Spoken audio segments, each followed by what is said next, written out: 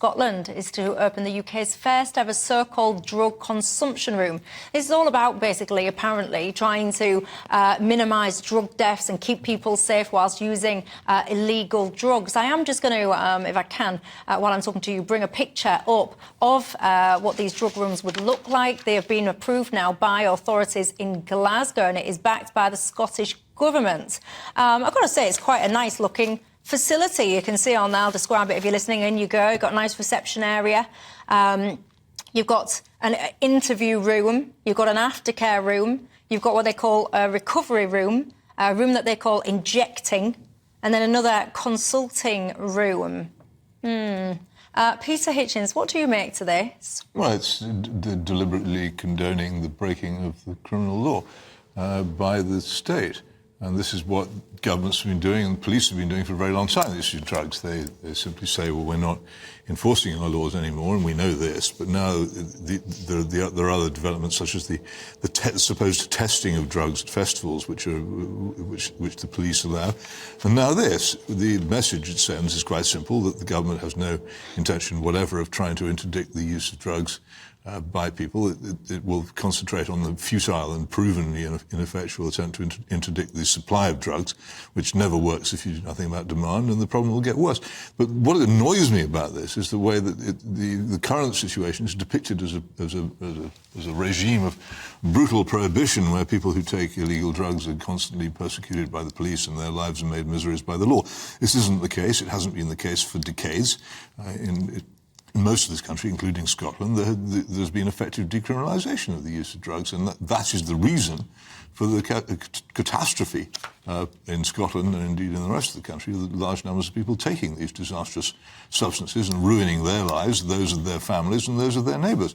And it won't do anything other than continue. When we first began to experience heroin in this country, back in the 1960s, hardly anybody used it. Now, after 60 years of this kind of liberal policy, many, many thousands of people use it. What do you expect? It will just continue that process. Do you support these rooms, Aaron? Scotland has a huge problem, Glasgow in particular, but they have a huge problem, and I think it is important to be open-minded with regards to solutions when you have a problem on that scale. So I think Scotland is very much the drug death capital of Europe. I think its problem is basically, on a per-head basis, 4 times worse than Norway, who are second.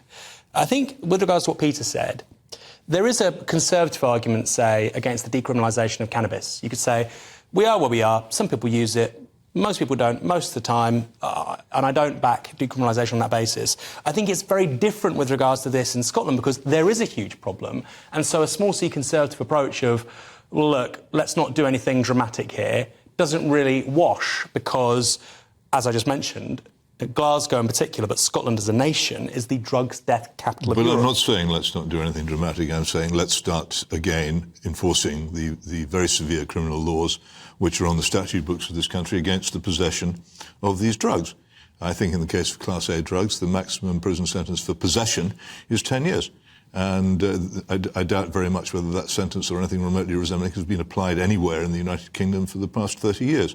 We don't do it. We don't enforce the law. As a result, more people take the drugs. If you think that fewer people will take drugs as a result of this policy, then I'm afraid you're deluded. More people will take drugs, and the tragedies which follow from drug taking will increase. This has been the history of the past 6 decades. Yeah, sure. Yeah, go on. Yeah, sorry, Michelle, to pinch your job for a moment, but here's the thing. Obviously, something quite unique is happening in Scotland, Peter. No, it's been tried in lots of other places. No, but that's Switzerland, for instance. But no, this is precisely the point. So Scotland, Glasgow, Dundee have a particular issue, and what you're saying about the laws in the statute book not being applied, that is the case for the whole of the UK. So there's clearly something quite unique happening in Scotland, relatively unique happening in Scotland.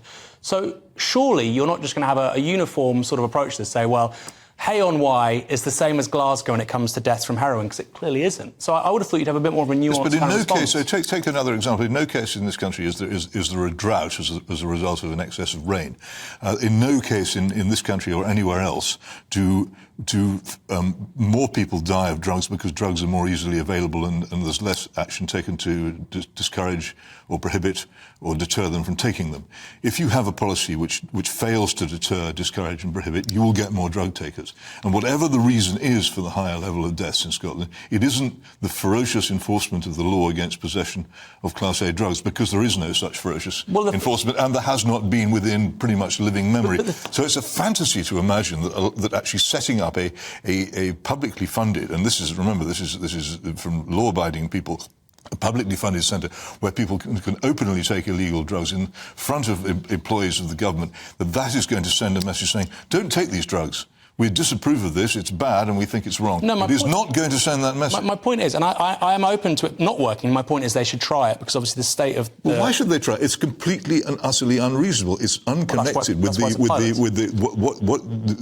possible connection is there? Peter, unless it were the case, which it is not, that there had been severe enforcement of the laws against drug possession in Scotland, which this would now undermine for the past 10 years, unless that had been the case, how could it possibly be suggested that weakening the enforcement still further was going to make the drug problem smaller? Your argument... No, answer the question. How could it possibly? I long to know. I wanted to ask a question, which is, your point is that we have a problem with rising use of drugs in this country over the last 50 to 60 years We do. because of a lack of application of what is on the statute by law enforcement. Yes.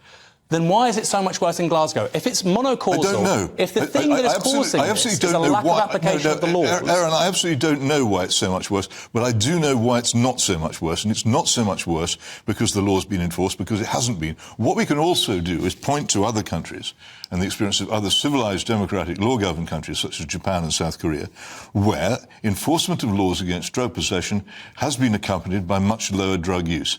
And this is something we do not do in this country. We ignore this evidence. We have nothing to do. We pay no attention to it.